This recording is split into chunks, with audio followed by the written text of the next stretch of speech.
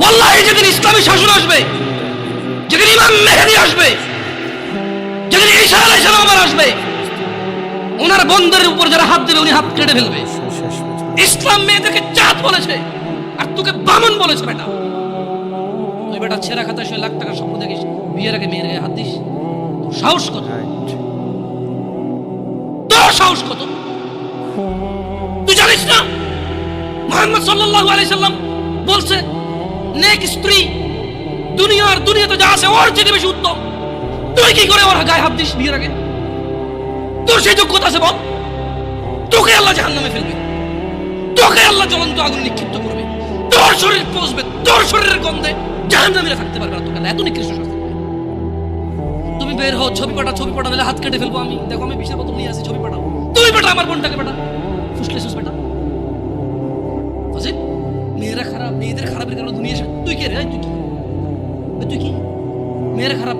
শোন, আমাদের গ্রামে প্রবাদ আছে, ধর্মীয় কথা না এটা। এখন যেটা বলছি এটা প্রবাদ, এটা ধর্মীয় কথা না। কোনো মেয়ের যদি একবার হাঁটুর উপরে কাপড় ওঠে আর নামে না বেটা। তুই উঠাইছিস হাঁটুর উপরে কাপড়, ও উঠায়নি। হাঁটু পর্যন্ত তুই উঠাইছিস আর এখন সে নামাচ্ছে না। তুই মনে করিস তুই বেঁচে গেছিস না? তুই মনে করিস তোর জিনাই জেনা না? না বেটা, ও তোর সাথে জেনা করেছে, এরপরে তোকে বাদ দিয়ে আরেকজনের সাথে করবে, আরেকজনের সাথে করবে। আর তুই সূচনা তুই ওকে শিখেছিস, এটা সবগুলো তোর উপরে আসবে।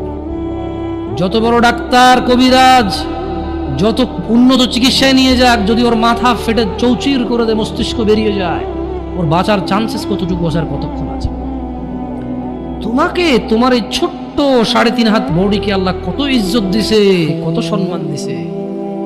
যদি কেউ তোমাকে জোর করে জেনা করে, তাকে, সে যদি বিবাহিত হয়, তাকে জুমা মসজিদের সামনে অথবা মহাসমাবেশে প্রকাশ্যে কোমর পর্যন্ত গেড়ে পাথর মেরে মেরে মেরে ফেলতে হবে। কেন? সে তোমার গায়ে হাত দিতে গেল।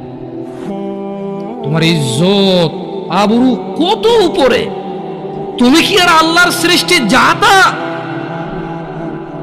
আল্লাহর সৃষ্টি বনি আদম, ওয়ালাকাদ কাররামনা বনি আদম। আল্লাহ সুবহানাহু ওয়া তাআলা বলছে যে আমি বনি আদমকে কারাম করেছি, ওদেরকে আমি সম্মানিত করেছি। ওই সম্মানিত সম্প্রদায়ের সবচাইতে মূল্যবান তুমি। তোমার ব্যাপারে এই যে মানুষগুলো, এই যে পুরুষগুলো, আদম আলাইহিস সালাম ওনার উম্মতের নবী ছিল, কিন্তু মুহাম্মদ রাসূলুল্লাহ সাল্লাল্লাহু আলাইহি সাল্লামের উম্মত যত পুরুষ, এইবার সে রাজা মহারাজা, এইবার সে কিছু একটা, সে যদি পুরুষ হয়, সে যদি মুসলিম মনে করে নিজেকে, তাকে তার রাসূলটাকে বলছে, এই আমার উম্মত যদি তুই নিজেকে মনে করিস, তবে শোন, একজন উত্তম নেক সৎ স্ত্রী দুনিয়াতে যা আছে এর চাইতে বেশি মূল্যবান। তার মানে ওই যে পুরুষ তার কাছে মূল্যবান, যেই পুরুষের কাছে নেক স্ত্রী নেই, সেই পৃথিবীতে ধনী হতে পারবে না। ধন সম্পদ, ধনী দরিদ্র তো কিছুটা কাউন্ট হয়। স্বর্ণ আছে এত ভরি, রূপা আছে এত ভরি, জমি আছে এত বিঘা, গাড়ি আছে এতটা, ব্যাংকে টাকা আছে এতটুকু, কোম্পানির মালিক হলো $10,000 বিলিয়ন কোম্পানির প্রাইস, 2,000 কোটি টাকা কোম্পানির প্রাইস। এভাবেই তো ধনী দরিদ্র বিল গেটস, ওই যে কি কয় টাকে কি আছে, আম্বানি টাম্বানি, এভাবেই তো ধনী দরিদ্র হিসাব, রাইট? কিন্তু যার কাছে যেদিন বিচার হবে কে ধনী ছিল কে দরিদ্র ছিল, সেদিন যার কাছে ন্যাক স্ত্রী থাকবে না, সে ধনীদের লিস্টে আসতে পারবে না। একজনের কাছে যদি পুরো পৃথিবী আর পৃথিবীতে যা আছে, একজনের কাছে যদি পুরো পৃথিবী আর পৃথিবীতে যা আছে সবকিছু থাকে, ন্যাক স্ত্রী না থাকে, আরেকজনের কাছে যদি শুধু ন্যাক স্ত্রী থাকে, এটা বলে প্রমাণ হয় যে ন্যাক স্ত্রী, তাহলে ইসলাম ওকে ধনী বলে, একে দরিদ্র বলে, কি মিসকিন বলে। বেচারা, ও তো লাইফে সুখী না, ও কি বেচারা, আহা ওর যে মিসকিন বেচারা। তোমাকে কত মূল্য দিয়েছে চিন্তা করছো রাসূল সাল্লাল্লাহু আলাইহি সাল্লাম। তোমাকে এটা, তুমি জাতা নও, পুরুষ তোমাকে অ্যাচিভ করতে হয়, পাইতে হয়, অর্জন করতে হয়। তোমাকে জাতা পুরুষ তোমাকে অর্জন করতে পারবে না। যে পুরুষ তোমাকে মূল্যায়ন করতে পারবে না, সেই পুরুষ তোমার সতীত্বের খেয়াল রাখতে পারবে।